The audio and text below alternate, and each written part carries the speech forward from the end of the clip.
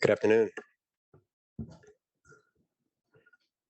I'm Adam Lupel, IPI Vice President, and it is my pleasure to welcome you all to this event, A Measure of Peace, Key Findings of the 2023 Global Peace Index. Eid Mubarak to all of you who are celebrating. Thank you all for taking the time to be here with us, and especially those of you in person. It still remains always a real pleasure to see people face to face again. And many thanks to our partners, the Institute for Economics and Peace and the Australian Mission to the UN. This, I think, is the third or fourth time that we've convened around the Global Peace Index at IPI over the years. And our partnership with IEP has truly been growing over the past few years. In particular, as many of you may know, we launched last September the IPI-IEP Multilateralism Index, which seeks to measure performance, participation, and inclusivity in the multilateral system across 5 domains. And I was just discussing this with Michael beforehand, that when we at IPI began to explore this idea of putting together an index to better understand the state of multilateralism, the conversation went something like this. Well, we know there's a problem. We know we want to measure it. We know a lot about the multilateral system, but we actually know nothing about really putting together an index. There's a real science to it, and we learned that very quickly as we started to do it. And so we quickly understood that we needed a partner, and we very quickly understood that the best partner in that endeavor was indeed the Institute for Economics and Peace, who are really, as those of you who follow this, really the experts in this domain. The 2023 Global Peace Index that we'll be discussing today is the 17th edition of the GPI. And so one of the great values of this work is its ability to track change over time, to better understand the trends of where we are headed out of where we have been. The Multilateralism Index tracked a decline in international peace and security between 2010 and 2020, but actually noted a slight improvement after the peak of the war in Syria in 2015. But we now know that trend has reversed itself again with conflicts in Ethiopia, Mali, Myanmar, and Ukraine. And indeed, as Michael no doubt will explain, 2022 was the deadliest year for armed conflict since the Global Peace Index began its work 17 editions ago. But I don't want to get ahead of ourselves. In a moment, we'll hear a presentation of the key findings of the 2023 Global Peace Index by Michael Collins, Executive Director of the Americas of the Institute for Economics and Peace, followed by remarks from our discussant, who we are truly grateful to have at IPI for the second time this week, Rosalind Okombe, Chief of Peacebuilding Strategy and Partnerships, UN Department of Political and Peacebuilding Affairs. But first, we will hear opening remarks from His Excellency Mitch Fifield, Permanent Representative of Australia to the United Nations for just a few more days. We are really grateful to have you here at a time when you're wrapping up your work, and I know it's always a busy time at the end. So really, Ambassador, really thank you for that. Ambassador Fifield is a former senator and government minister, having served as both Minister for Communications and Minister for the Arts. Diplomacy is often said, diplomacy is an art. And I think over the last 4 years, you've demonstrated that. Ambassador, welcome to IPI. The floor is yours.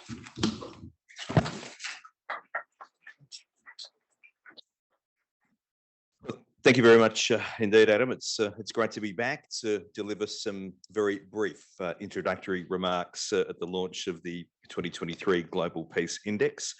And as Adam mentioned, this is my last official act as Australia's ambassador and permanent representative to the UN. So I'm particularly pleased to do so to acknowledge a great Australian, Steve Kalalia, who, as you know, founded the Institute of Economics and Peace. He's a great Australian entrepreneur and philanthropist. The show is headquartered in Sydney, has offices in 6 countries, I think, Michael, doing good work. The research by IEP is used importantly by governments, by international organisations, by business, by individuals to develop policies, to develop practices to promote peace. So I couldn't be happier to be associated in my last week with this important work and this important venture.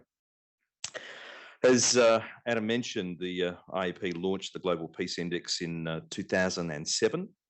It was the first study to rank countries around the world according to their peacefulness and, more importantly, to identify the key drivers of peace.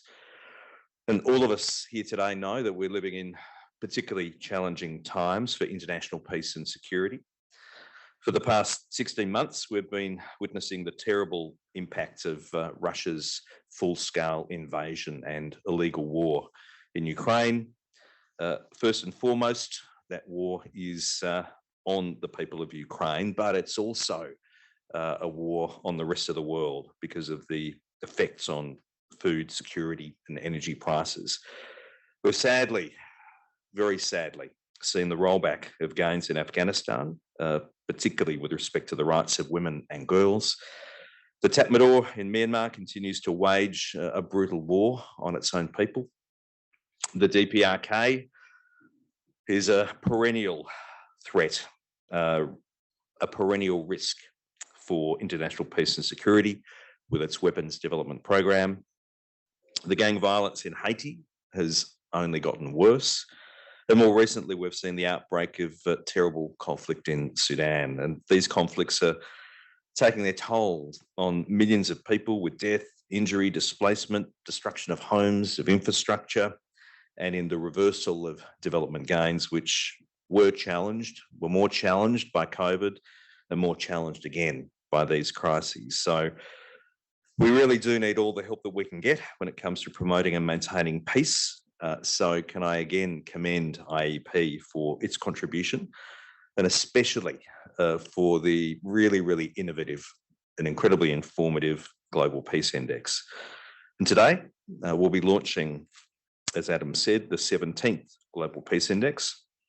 Not surprisingly, 2023 report finds that there has been a deterioration in the average level of global peace. It notes the significant impact of the war in Ukraine on this finding. And sadly, the report finds that over the past 15 years, the world has become less peaceful. But more positively, it finds improvement in some places formerly marked by serious conflict, such as Libya and Burundi. And the Global Peace Index identifies those factors that contribute to peace. And I know that Michael will take you shortly through the report in more detail, which we look forward to. But can I encourage everyone to take the opportunity to read the 2023 Global Peace Index? While it's not always easy to capture the complexities of our world in numerical terms, we really can learn a lot from its comprehensive and data-driven picture of global peace and also the lack of it.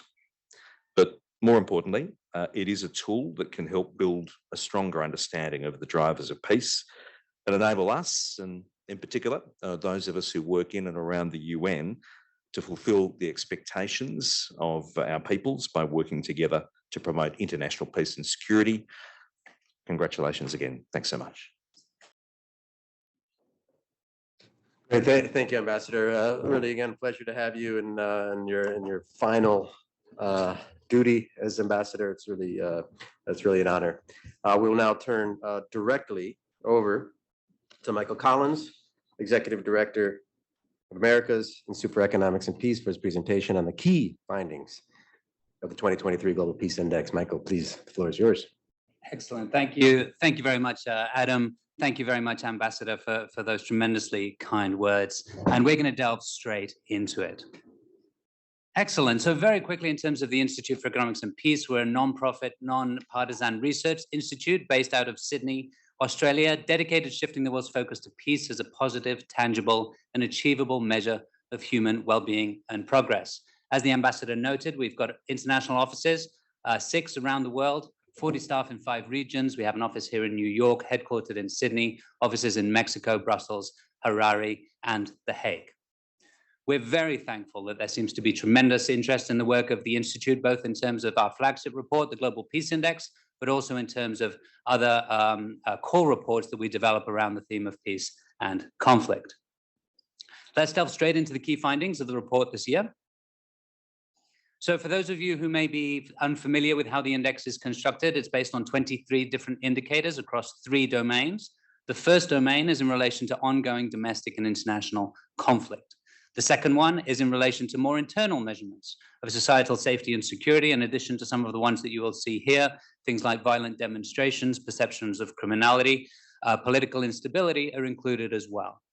And also 7 measures of militarization, in addition to the ones that you see here, nuclear weapons capability, heavy weapons, as well as weapons exports and imports are also things that are considered. So this mud map that you see here is kind of sort of a very basic visualization of the findings this year. If you go on our website, visionofhumanity.org, you can actually click on any one of these individual countries. It will give you a breakdown of the indicators, not only in terms of improvements or deteriorations last year, but also over the last 15 years. Now, as both the ambassador and Adam kindly noted, peacefulness has continued to deteriorate this year. We said for the last time last year that peacefulness around the world was the lowest that it had been since the inception of the index. This year, more specifically, as they both noted also, this is the most deadliest year by far. 84 countries became more peaceful, 79 countries deteriorated.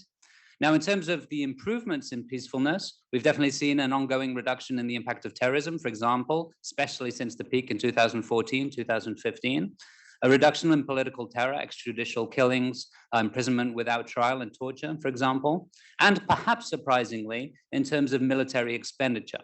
So we have seen an overall increase in the value of military expenditure, around 17%, but in terms of GDP, which is what we use for the index, we've seen that it's actually decreased. Of course, this is on average globally. I'll share some punctual examples of the opposite a bit further on. In terms of deterioration, well, perhaps most significantly, a very large increase in the deaths from internal conflict, as well as ongoing political instability as well. Very quickly, in terms of regional highlights, one of the things that we've seen is 6 out of the 9 GPI regions recorded deteriorations. Asia Pacific improved, Europe improved ever so slightly, North America improved as well. Although the last one only contains 2 countries, Canada and the US. Canada did improve in peacefulness, the US deteriorated. Russia and Eurasia, Eurasia would include Ukraine, recorded the steepest deterioration regionally for the somewhat obvious reasons. The Middle East and North Africa, the MENA region, continues to be the least peaceful region in the world, but has improved significantly over the last few years. Europe does remain the most peaceful region. And here's the list of the most peaceful countries. One of the questions that I often get, especially with the ones that you see here, first of all, you don't really see a massive amount of change at the top of the index year on year. And based on sort of the spread that you see here, I get a lot of questions around, okay, well, is it the size? Is it the population? Is it the geography? That's not something that we necessarily see translated through the data. For example, Ireland has got the same population as Central African Republic. Japan is incredibly dense. I think it's probably the 10th or 11th most populated country in the world. Geographically, Canada, for example, is just outside of the top 10. There are also very small countries, Lebanon, Israel, that are highly militarized in nature. On the bottom of the index, Afghanistan continues to be the least peaceful country in the world, although it did see significant improvements in peacefulness. I'll show you a specific slide on that. Yemen, Syria, and Iraq, all 3 of those improved, mirroring improvements in the MENA region, with deteriorations in South Sudan and Sudan. Russia has been in the 10 least peaceful countries for quite some time now. Ukraine is the first time in a while that it is in the club, so to speak. In terms of the 5 most improved countries, Libya had the largest improvement this year. It also had the largest improvements last year as well. That's, of course, starting off a relatively low base. Burundi, increased stability there since elections in 2020. I understand that the EU lifted sanctions as well, so a good opportunity to be able to continue to build peace. Oman improved in peacefulness over a relatively high base, And again, Afghanistan actually, despite being the least peaceful country in the world, improved significantly too. In terms of deteriorations, Mali fell significantly. As we noted in the recently published Global Terrorism Index, terrorism has shifted significantly from the MENA region to sub-Saharan Africa and specifically the Sahel, Mali, Burkina Faso, and the tri-border region especially. Haiti, significant increase in political instability and criminality. Ukraine, Russia, and in the case of Israel, ongoing tensions and conflict with the state of Palestine, as well as violent demonstrations resulting from proposed changes to powers of the judiciary. Probably if there was a main takeaway from the Global Peace Index, and unfortunately it is a depressing one, it's this, that there's been a significant increase in the number of battle deaths, over a 96% increase over the last year. Now, of course, Ukraine and Russia factor in this heavily, but there was a 45% increase in the year prior. And Ethiopia actually eclipses the Ukraine in many ways. Now, the information is very preliminary. This is very fresh data and could be revised moving forward. But essentially, estimates count 100,000 fatalities in Ethiopia compared to the 80 currently estimated in the Ukraine. We don't hear anything about this. One of the main reasons is that there's a near total media blackout in the country. So it's actually very difficult to not only get this data, but also any kind of footage or information. It should be said, of course, that the impact of the conflict is no doubt significantly larger, including these estimates that over 500,000 people may have died due to lack of humanitarian aid. In the case of Myanmar and other conflicts around the world, we've seen a significant increase, a transition from what was political instability and violent demonstrations to more open conflict. Again, in the case of Mali, a significant increase in conflict there, and specifically with regards to attacks of security forces on civilians. And in the case of Afghanistan, as you can see in this chart here, despite being the least peaceful, it had a very large improvement in peacefulness due pretty much entirely to US troops leaving Afghanistan, as you can see on the right-hand side here. So in terms of the broader trends, again, we count at least 10 years of data in the Global Peace Index. The information we're showing you here today is for the last 15 years. We've seen this ongoing deterioration of peacefulness. Now, any individual year can kind of sort of have noise, right? You can have a particularly large crisis, such as the case of Russia and Ukraine, that may skew the numbers for any individual year. But as you can see in terms of trend, we have seen an ongoing significant deterioration in peacefulness around the world. Declined year on year for 13 of the last 15 years. If we break that out into sort of the three domains that we follow as part of the index, we've seen this ongoing increase in conflict. Also, measures of safety and security, violent demonstrations around the world have increased significantly in recent years. The militarization trend is the positive note. It's continued to improve over time, although, of course, a lot of questions remain open right now as to exactly where we stand. We're going to be delving into that in a tiny bit more detail too. So here's the breakout using all of the different indicators in the index. As you can see, violent demonstrations had the largest deterioration since 2008, followed by external conflicts fought. This one is quite interesting, especially when thinking about it in terms of what we call internationalized intrastate conflict. So that is basically a conflict that is internal to a country, but that has proxy participation from other states. So, for example, in the case of Yemen, the involvement the direct and indirect involvement of Saudi Arabia and Iran, for example, or alternatively, Russia and Chinese support for the military junta in Myanmar, Russia's participation in Mali, previously France's participation in Mali, et cetera, et cetera. As you can see here, internationalized interstate conflicts are now just as common as intrastate conflicts. Now, what's the impact of this? And this is somewhat conjecture, but also very interesting. You know, as and when we see this deterioration or this increasing amount of external conflicts fought, we also see that the intensity of that internal conflict raises too. So it really raises to the question as to as and when we're getting this external participation, whether that is exacerbating the conflict in many ways. One could definitely make the case for that in the Ukraine. In terms of sort of some of the dynamics, conflict dynamics that we're seeing of note in the report this year is the use of drones in conflict.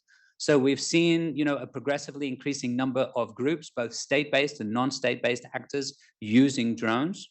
in conflict, and also a distinct increase in the number of strikes done with drones as well. Although interestingly, as you can see in the last 2/4 bars here, 2021 and 2022, the number of strikes is actually outpacing the deaths. So that is kind of sort of reflective of the fact that drones were previously used in a very surgical, very targeted way, primarily for counterterrorism purposes, whereas now they are becoming a main tool of war. So lastly, in terms of a section that we do annually in the Global Peace Index, the economic value of peace, or the alternatively, the economic cost of violence, this year totals $17.5 trillion.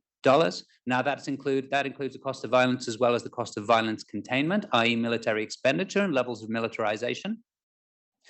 And whereas before, for example, I noted how levels of militarization have improved over time, as well as military expenditure per GDP, on average globally, regionally, the effects can be disparate. So for example, looking here at Eastern Europe, over the last 15 years, and especially since Russian annexation of Crimea, we've seen a significant increase in military expenditure in those Eastern European countries that you see then.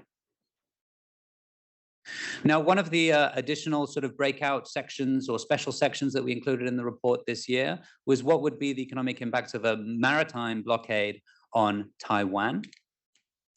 So we estimated that the Chinese blockade of Taiwan in that fashion would lead to a drop in global economic output of $2.7 trillion.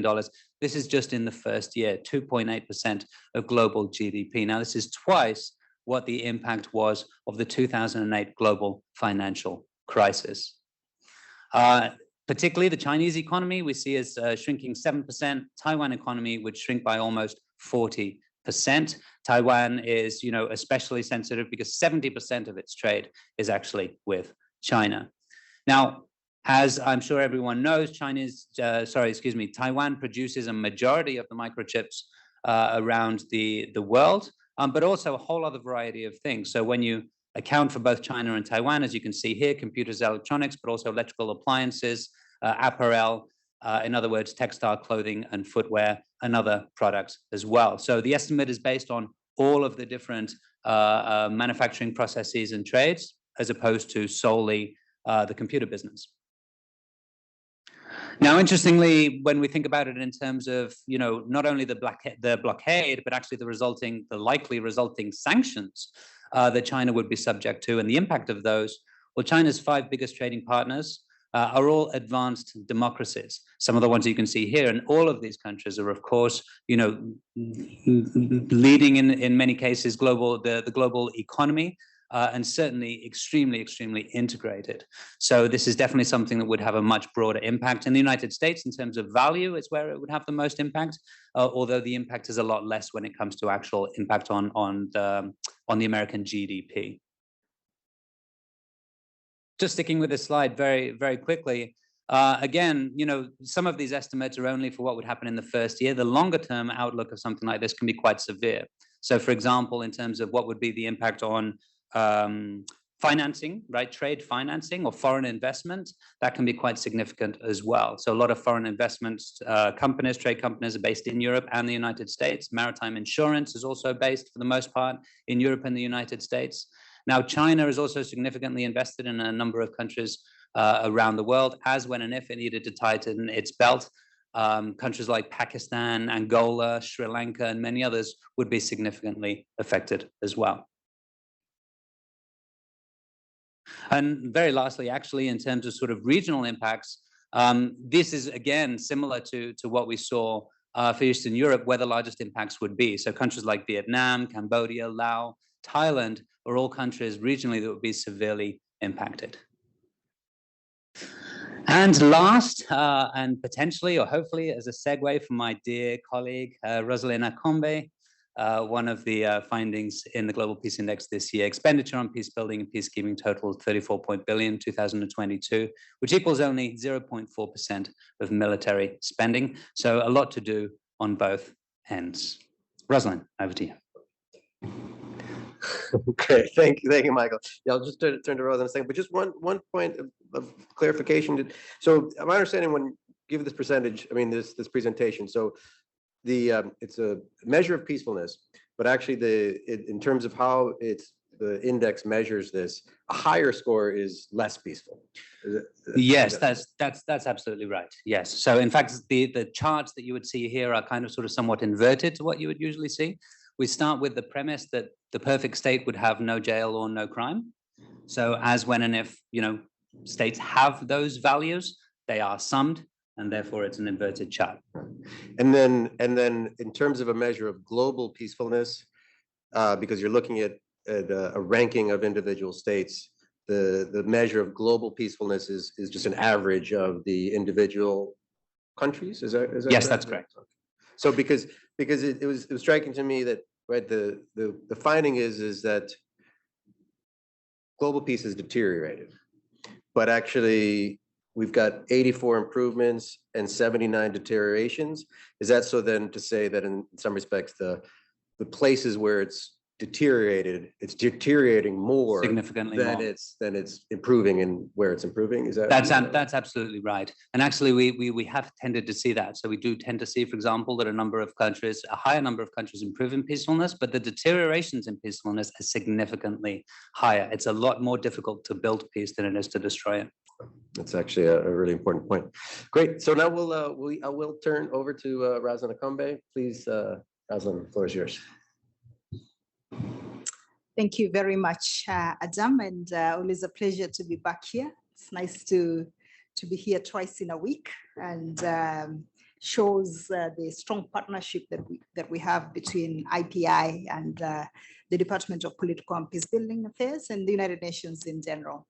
And thank you very much, Michael, for giving us the opportunity to be here today. And Ambassador, thanks for the very good remarks you made. You claimed Steve as an entrepreneur and philanthropist from Australia, but having met him, I'm convinced that he has more in common with me as a Kenyan, given all that he's been doing in terms of a lot of work that a lot of the foundations that he runs are doing in my own country. So I claim him too, and really we're pleased with his work.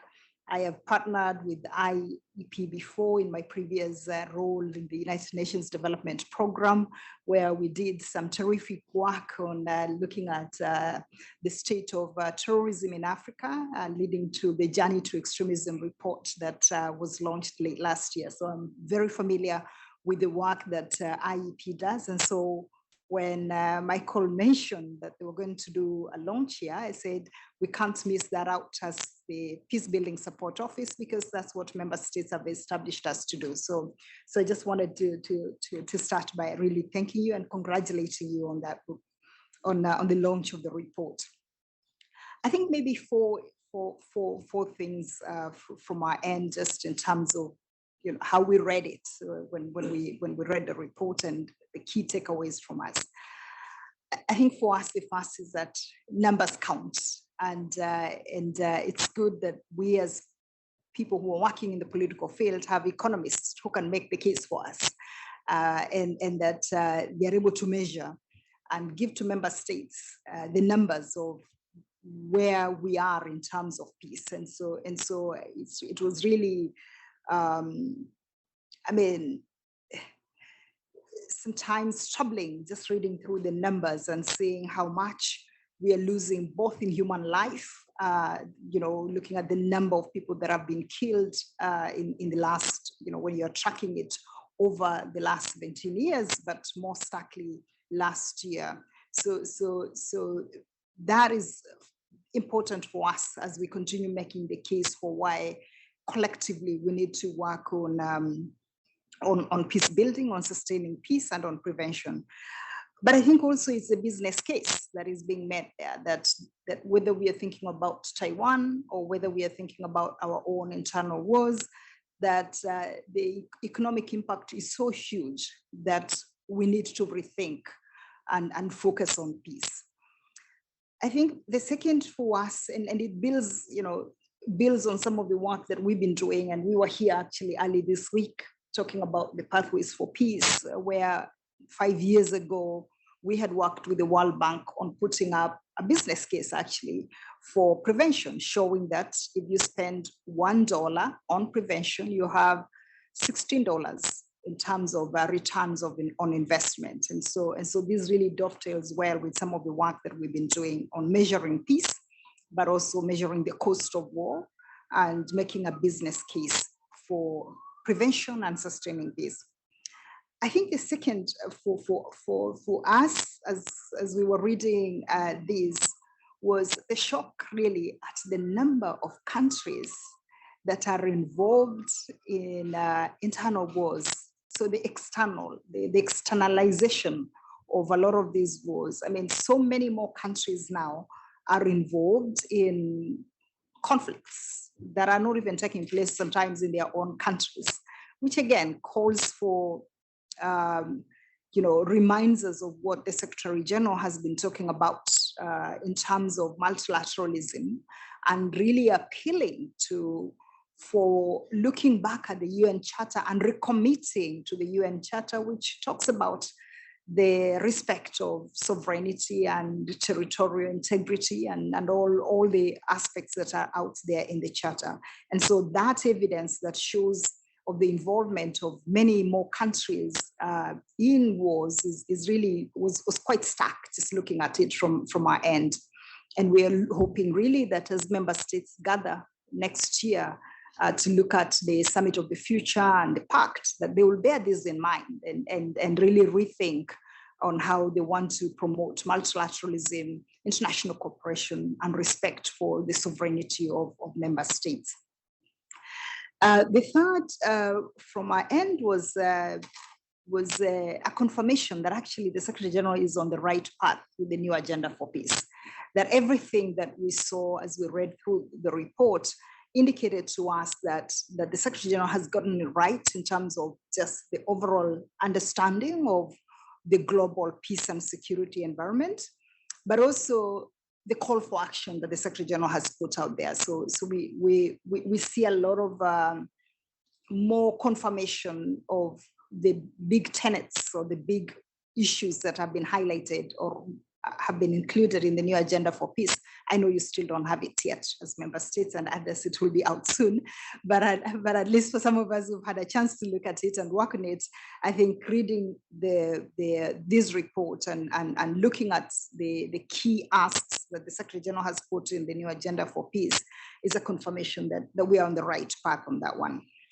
And then lastly, for us is actually maybe ending it actually on a positive note, that there is evidence from the report that when there are systematic responses that are made towards peace, it makes a difference. We see the evidence from the report that terrorism has gone down. It's not gone down because the terrorists have decided that they want peace. It's gone down because actually there has been concerted effort over the last few years to work on issues of prevention of violent extremism by actually focusing on the developmental aspects, looking at the root causes of why people get into the journey to extremism, how they enter, and pathways of getting out of there. So I know that the report doesn't go into that depth, and I hope that we can challenge more academics to look at that aspect of why is it, what are the triggers, what has worked that has led to a reduction in global terrorism. And I would comfortably, having worked with the United Nations Development Program and seen some of the work that is being done, whether it's in Iraq or it's in West Africa, it works when we do concerted efforts of not only looking at the military aspects of dealing with terrorism, but also bringing the developmental aspects to it. But also the evidence there that we see from the West African coast of West Africa, it again confirms that we know exactly what we need to do. The investments that have been done in Liberia, the investments that have been done in the Mano River Union, it shows that we know what it takes to actually prevent and sustain, prevent armed conflict and sustain peace. And if we actually do it in a systemic way, we can't be able to resolve some of them. I'm not saying that it would have, that focusing on development would have averted the crisis in Ukraine. That's a different issue we're dealing with. But when we're dealing with internal conflicts, I think the evidence shows that when we actually focus in a concerted way on looking at development, bringing the development, the humanitarian and the peace sides, we can get this done.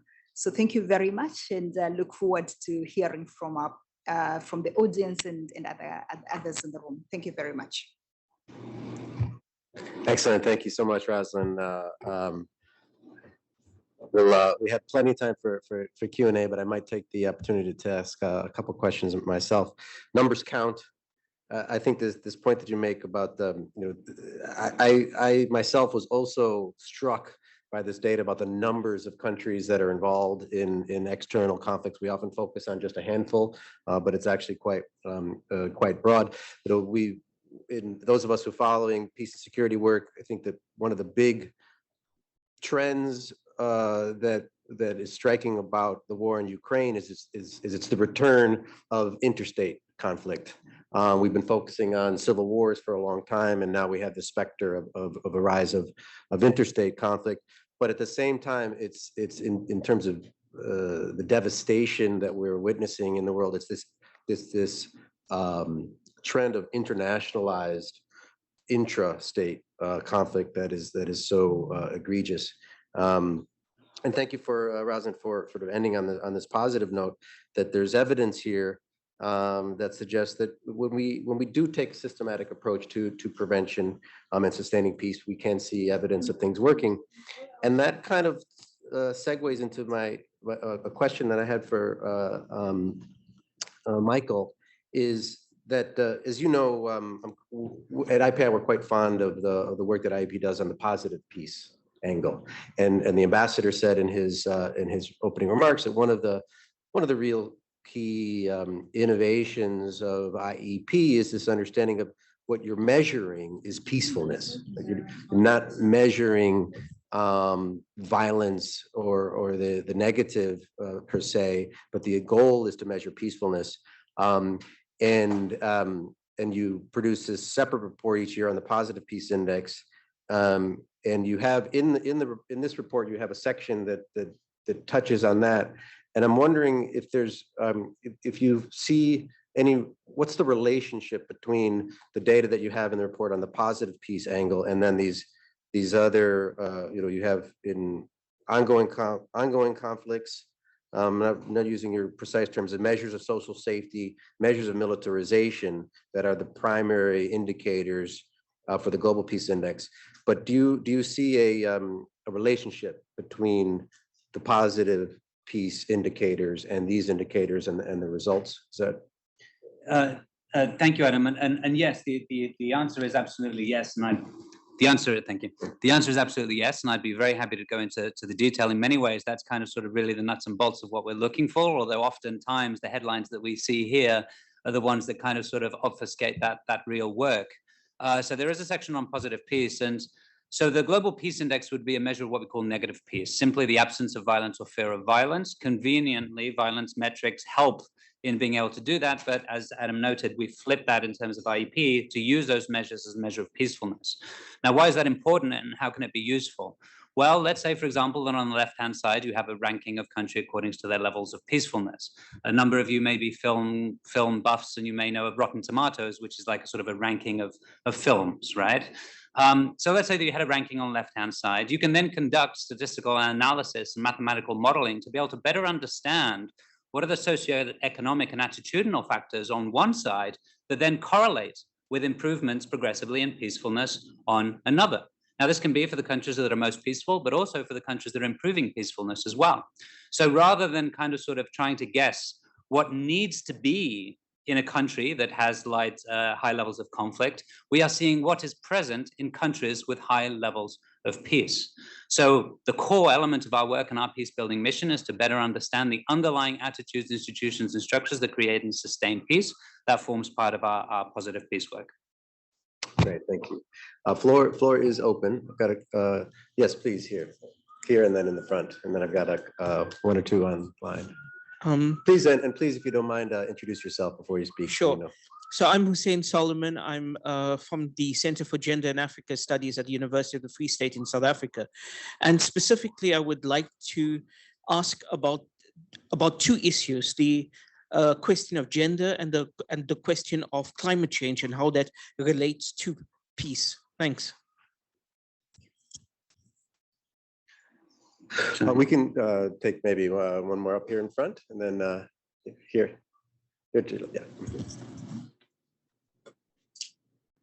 And then we'll go over here, and then we'll come back to the panel. My name is Ram Chaluri. I'm from Princeton, New Jersey, along with two NGOs, one at the UN and one in Princeton, New Jersey again. Now, I have a much broader question. If I were to compare the elections that will be in the Speak in US the in the mic. next 6-7 months or so, Speaking in the mic, we can't hear. the elections in the USA, how would the index change between Trump and Biden if Biden were to be elected versus Trump were to be elected? Is there a macro number that you can come up with? It would change hundreds in the value or no change at all? In a similar way, the second question would be, what would happen if whatever happened in Russia, if Putin were to be somehow moved out, how would the index change? And we'll take one more here, Lawrence. Yeah. Lawrence Moss, New York City Bar Association. So Ambassador Fifield mentioned a number of conflicts around the world that would come to everybody's attention as some of the most violent places in the world right now. Included in them was Haiti. But it would be very surprising to most people in the United States of America that it rates lower on your index than Haiti, and very close to countries like North Korea, Ethiopia, and Burkina Faso in terms of its lack of peace. And of course, some of that is from the safety and security factor, but a large part is from the militarization, the high level of military spending in the United States. One question is that include the private armaments. There's a high number of weapons in the United States, but then also, of course, defenders of that level of military spending in the United States would say that this is a deterrent. This is one of the things that keeps China from using the military force against Taiwan that is so much a looming concern in your report. It's one of the things that probably keeps Russia from attacking Estonia, Lithuania, or other NATO members. And it's, of course, a factor in the encouragement now in Europe, in other NATO countries, to increase their military spending as a bulwark, and so to discourage that kind of military venturism. So how do you deal with that question of to what extent the military budget is a deterrent and is a protector of peace, particularly in a country that has such security alliances around the world as the United States, and what extent the mere existence of military budgets is a bad thing? And then also wondering how these findings, in your social media, the campaigns are received in the United States, because very few Americans would probably be surprised that they rank this poorly on the global scale and in that next to worst bracket with some of the most violent countries in the world. So I'm not usually so US focused in my question, but it is very striking how you rank the United States on this index. Great, thank you.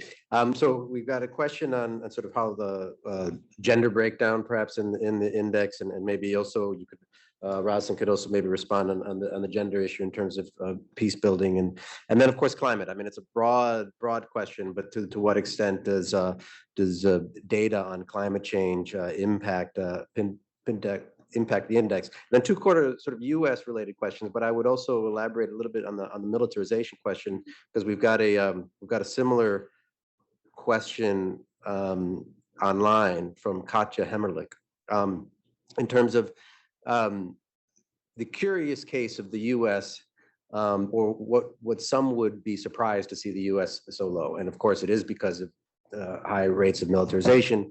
The question was, in some sense, what does that mean? But reading the report, I was surprised, and we talked about this a little bit before, about the decline in defense spending in much of the world, the decline in the indicators on militarization.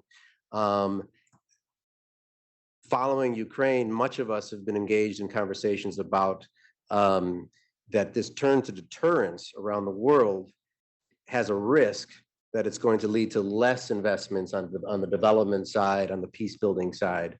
In the trend in the reports is 92 countries actually improved on the military expenditure indicator in 2022, but total military expenditure increased, driven by the countries that were involved in Ukraine. So I'm wondering, is there a lag there? Are we actually seeing likely a trend in the next year that military, the numbers of countries that will deteriorate on this indicator was going to go up, and will that have an effect on spending on peace building and such? The point is the alternative view is that actually expending on military actually can be seen as a prevention tool. Mm-hmm. And so there's a bit of a debate there. I mean, for those of us who argue for more investment in peace building and development, we would, take issue with that. But I think it's a live debate for sure. Thank you, Adam, and I'll aim to answer these as concretely as I possibly can, specifically with regards to gender. Yes, gender equity is a fundamental component of the more peaceful nations. So the correlation between peacefulness improvements and peacefulness is, and gender equity is actually quite specific, 0.6% as it pertains to our positive peace work. With regards to climate, yes, it is a more difficult question to answer. We try and do it to the extent that we can, although we refer to it as ecological threats. For the past 3 years now, we've produced a report called the Ecological Threat Report. What that does is it looks at levels of conflict around the world compared to food insecurity, water stress, rapid population growth, and propensity to natural disasters as well. So to the extent that climate change acts as an exacerbator of those 3/4 conditions, then it's definitely something that can be accounted for. One of the things that we do see through that work is that invariably higher levels of food insecurity or ecological degradation, I should say more broadly, do correlate very strongly with deteriorations in peace. Afghanistan is a very clear example of a country with significant, food and water insecurity, ecological degradation, and again, the least peaceful country in the world. A lot of that can also be seen throughout sub-Saharan Africa, a significant hotspot when it comes to those similar levels of ecological degradation. On the question with regards to the US, with your permission, I won't get too involved because it is a very political question. In terms of how that would translate in the measurements, it would be pure conjecture on my part to say. I feel that any change from one administration to the other, these changes would take time to be seen reflected in an index such as this. Although specific decisions of a specific president may actually end up having significant impact. I think referring back to the crisis in Ukraine and Russia is a very good example of how a single person in the case of Putin and a single person in the case of Biden, or Trump for that matter, can potentially have different impact. Jumping in more deeply on the question of the US and militarization, yes, and yes, we do get that question.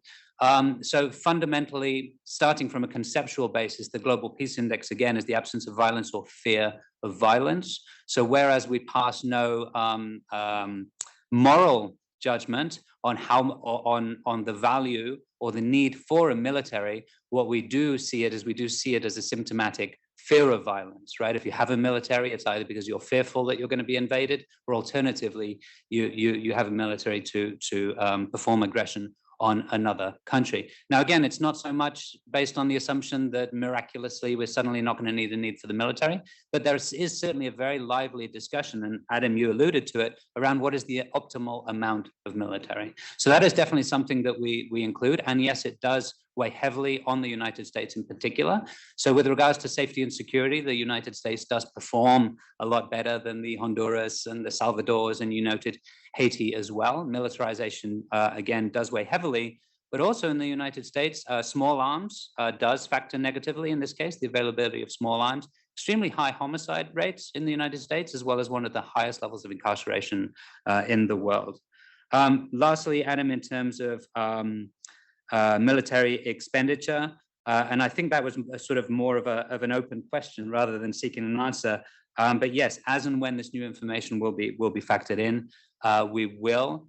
And of course, there is a trade-off, right, between military expenditure and money for development work, whether that be foreign aid or internal as well. In fact, in our economic cost of violence, we include what's called a peace dividend or a multiplier effect, which is basically this money that's spent on violence or the cost of violence, the money that's lost, if invested in socioeconomic development, can basically have, at the very minimum, a one-to-one return. So all of that is money lost that could be reinvested. But again, we make no judgments as to how much or how little military is necessary, but we certainly think it's very important to measure and to measure those trends over time. Just a quick follow-up on that. So I noticed that the U.S. is ranked 131 out of 163 in the 2023 Global Peace Index. There's very little change or no change in the score. Has the U.S. score changed much over time, and whether it's from the previous administration to this administration or over the last 15 years or so? So the short answer is yes, perhaps not so notably on the Global Peace Index. So I think it did deteriorate, and I know it did deteriorate in peacefulness this year, mostly in terms of perceptions of criminality. One of the interesting traits about the United States is that with regards to positive peace metrics, these underlying attitudes, institutions, and structures, it's deteriorated significantly over the last 15 years. And this was kind of sort of identified prior to essentially a lot of the tensions that we are seeing today. So although we never talk about causality, rather correlation, I think we're certainly seeing some of that fruit. Great, thanks. Rosalind, thoughts to all of this? We can take another round of questions if there's more. Thank you. It's always it's good to be in a place where we can get questions and responses on our host country, and I shall not try to touch that area. But actually, I wanted to respond to the climate change one to say that we've done a lot of work around that in the Department of Political and Peace Building Affairs. We've just issued out a report on climate and security, a thematic review of the investments we've been doing using the Peace Building Fund that really show that there is a huge impact, especially when you're looking at the Sahel region. There's a huge impact of climate change on peace and security. I always remind my colleagues that the Intergovernmental Authority for Drought and Development, which is now changed to the Intergovernmental Authority on Development, IGAD, was established in 1985 because of the drought situation in the Horn of Africa. And the members, the presidents of the region wanted to address it collectively. And so they created a mechanism, an institution which now has gone beyond drought. But it was really a recognition that even at that time in 1985, that there was an impact of drought on the peace and security because of the harder farmer conflicts along the Ethiopia-Kenya border, Somalia border region. So I think, and that is why I think you see a lot of activism from the Friends of Climate and Security within the UN, and you have quite a number of varied member states, small island states, and also countries that come from areas experiencing climatic changes, being very active on it because they see the impact. We've also seen the report that just came out, issued by the United Nations High Commissioner for Refugees, also showing the correlation between climate change and displacement of people. We're seeing large numbers of people being displaced, and we're seeing a lot of refugees that link their movements to the climatic changes. And of course, there's no way that cannot have an impact overall on peace, security, and development. Thank you. Excellent. Thanks so much. We can take another round from the floor. We have one question here. Thank you. My name is Bani Dugal with the Baha'i International Community. Good to see you, Michael. And thank you again for an excellent report. My question to you is, you've had a series of reports. We now have a good idea of what the indicators are for rising tensions as well as lowering them. And I'm wondering if you've had any good examples of member states that have reached out to you and are willing to take on some of the findings from your reports and work on making change within the country, and if there's been any such case of engagement, direct engagement.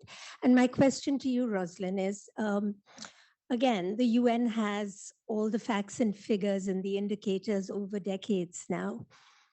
Is it time for maybe a summit on peace to actually roll up our sleeves and get down to holding those accountable that need to be held accountable, and to look for the political will to really make a change? Great, thank you. One more from the floor here. Yes, please. Hi, my name is Luisa Portugal from the Center for International Cooperation at NYU. My question is regarding interpersonal violence.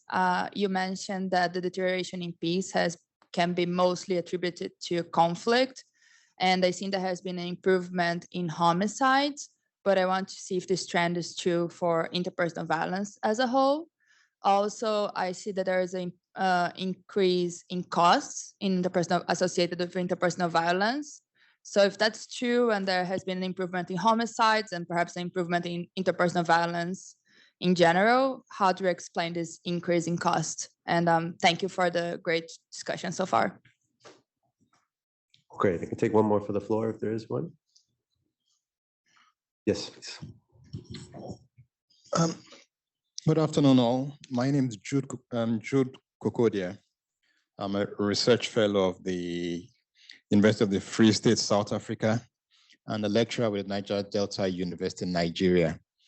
Mine is more like a question and a recommendation question and a suggestion put in one. Collins gave his speech, brilliant talk on the results of conflict and trajectory. And while Rosalind mentioned that it's possible we could identify causes that would have influenced this trajectory. Okay, now, if we're to go by the title of the presentation, the findings, the word findings also encapsulates causes. But I think your presentation has been more about the results. So I think a better word than finding, and makes it more specific, will have been key outcomes. I hope I'm clear. A more specific word would have been key outcomes from the 2023 Global Peace Index. In that case, we know we're looking at results and not at causes. Thank you. Okay, so we've got three questions, or really actually four, because we've got two questions over here. So good examples. This was mentioned, the ambassador mentioned that this is a report, it's an analytical report, but it's also a tool that invites member states to take action, and the proposal of to Rosalind that maybe we should suggest to the Secretary General yet another summit. We've got a few summits coming up, but summit on peace, I think, is also this question of interpersonal violence. I think is really important in the sense of we zero in on homicide, but other forms of interpersonal violence. I know we've been discussing gender-based violence, domestic violence as an indicator is an important one. And then I confess I'm not entirely certain. This is maybe more of a critique than a question. This question of we're looking at outcomes rather than findings. And any responses that you have there, but we'll start with Michael, please. Yeah, absolutely. Again, I'll try and do this as concretely as I can.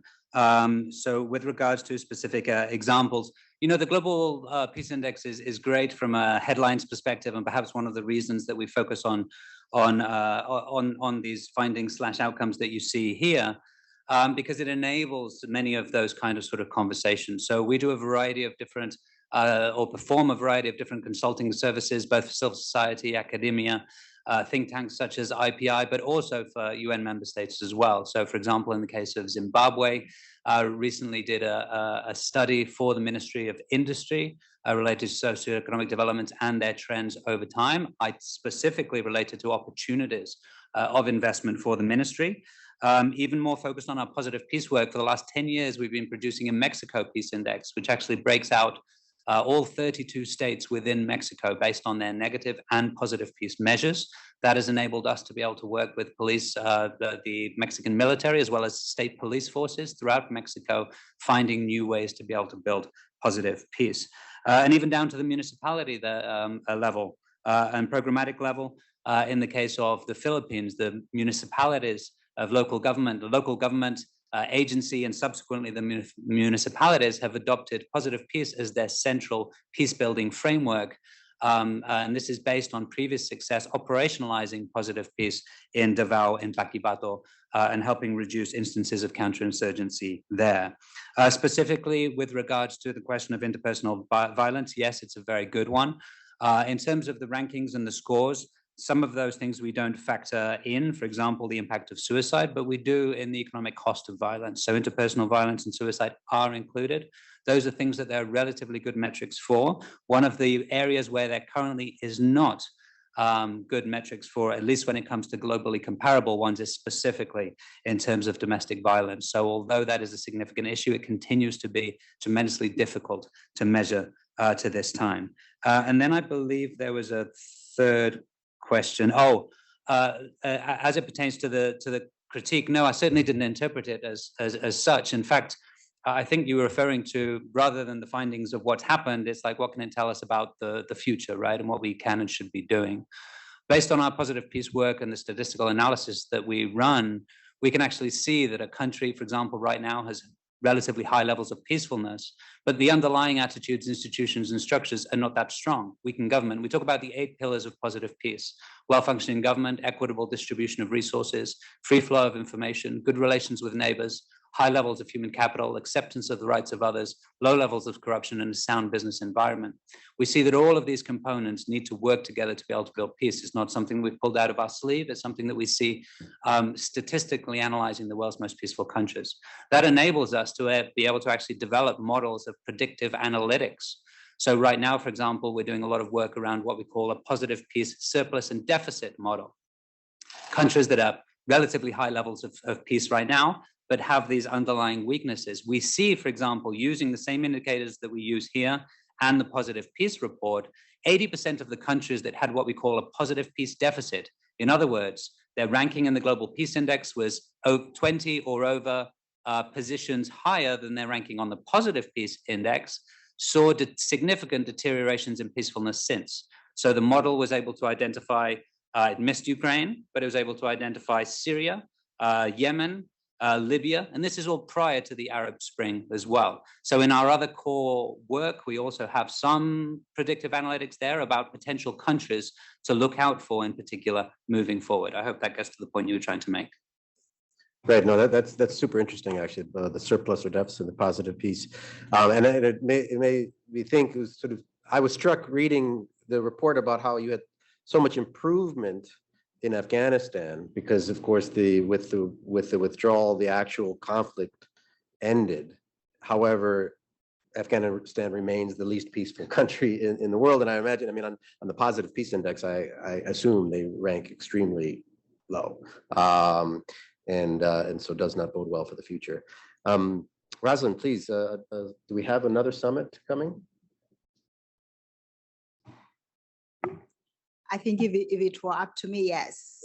But those are decisions that member states make. So far, what we have been asked by the Secretary General in the Department of Political and Peace Building Affairs is to develop the new agenda for peace, his policy brief, which will be coming out soon, where we lay out what we think would be useful to promote peace, to build political will towards peace prevention, but also dealing with peace, but also making a strong call to member states to invest also in peace, because what we see, again, from the data that Michael presented, you're looking at the numbers, we're seeing a reduction. I think we have 4% of ODA, of official development assistance, that is dedicated towards peace building and prevention, which accounts to 0.4% of military spending, as per the data that I saw you put there, which means that there's much more we could do, both in terms of political investment,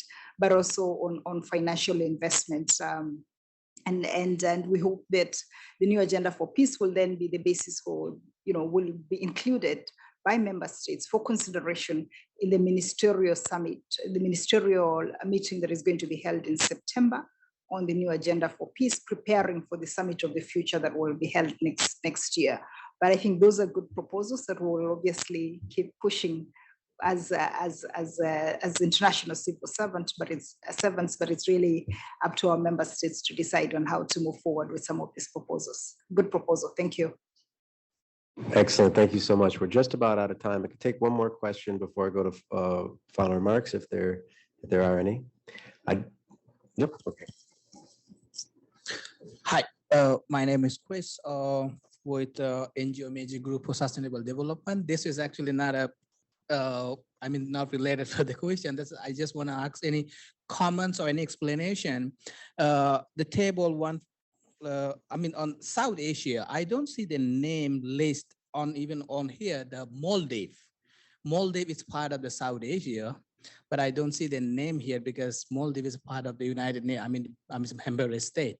So on this index, I don't see the name, it's Maldives. Any explanation or comments about that? That's all I want to, thank you.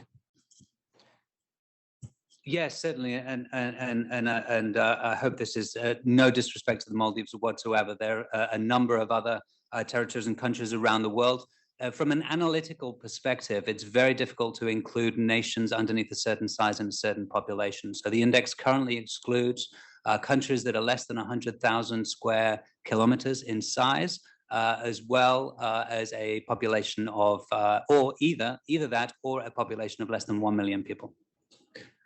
And so it's 163 countries, I think you rank out of 193 UN member states. Right? Wonderful. I'm going to turn to you for final remarks, just and tag on one final question from online, and then I'll ask the question, and then you can just actually maybe we'll go to Rosalind first, and then Michael will give you the last word.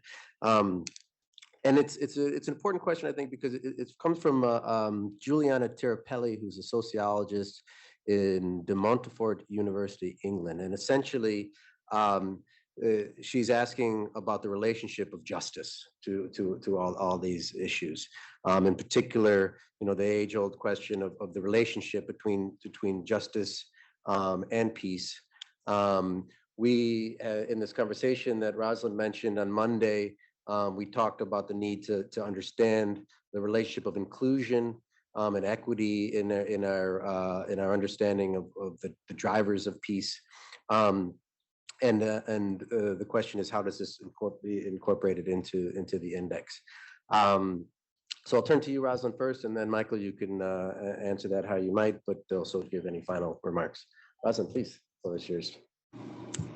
No, really, mine is to conclude by expressing again our deep appreciation for the report and for being included, and to IPI for having us here. We want to take forward some of the messages here. I can assure you that we've picked some of the nuggets from here already for some of our statements that are coming out as early as tomorrow. So we will be making use of it. But I guess, given my previous roles in life, when I hear the use of the question about justice and peace, I cannot fail to at least throw my 2 cents there, because they're fundamental.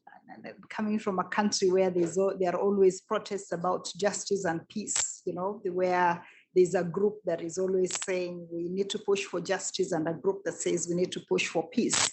And sometimes one of those wins. And our sense is that it's not an issue where it's either or. I think justice is fundamental for the maintenance of sustainable peace, because if you don't have the rule of law, if you don't, people go to war.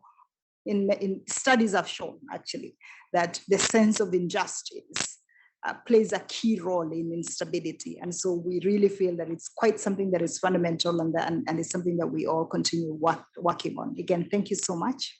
And this has been really useful to us. Thanks. Thank you, Rosalind. Michael, final remarks. Sure, thank you, Adam. And the most difficult questions always come at the end. So in short, yes, justice is a core component of not only the measures of peacefulness that you see here, but importantly, what we call the pillars of positive peace. Of course, that needs to be contextualized. I mean, I spend a lot of time in Colombia myself, and essentially half of the population forgives the guerrilla fighters, the FARC, for their 50-year fight against the government, leading to considerable civilian loss, and half the population doesn't. So the conversation around justice, justice there is very contextual and completely different to the conversation that you would have in some other parts of the world. But as interpreted via rule of law, yes, of course, and more broadly through well-functioning government, a core element related to positive peace. Another pillar of positive peace clearly tied to justice as a theme is equitable distribution of resources, for example, as well as the acceptance of the rights of others. Gender equity is one of the examples that I gave, but also being able to address a variety of different socioeconomic and group grievances as well. Adam, thank you very much. It's wonderful to be here at IPI again. We really appreciate the opportunity. Great. Thank you so much. It's really been a pleasure. And I do encourage everyone to take a deep dive into the report. There is a lot more data and information there. And it goes back to me, to this point made at the start by the ambassador, that this is not just a report, it's a tool in order to help us to understand the context that we're all trying to have an impact on. It's difficult to change things you can't measure. And this does an excellent job of understanding both the phenomenon and the institutions involved in understanding peace in the world. And it's a great product, and we look forward to continuing to engage on it. So thank you all very much for coming. Thank you.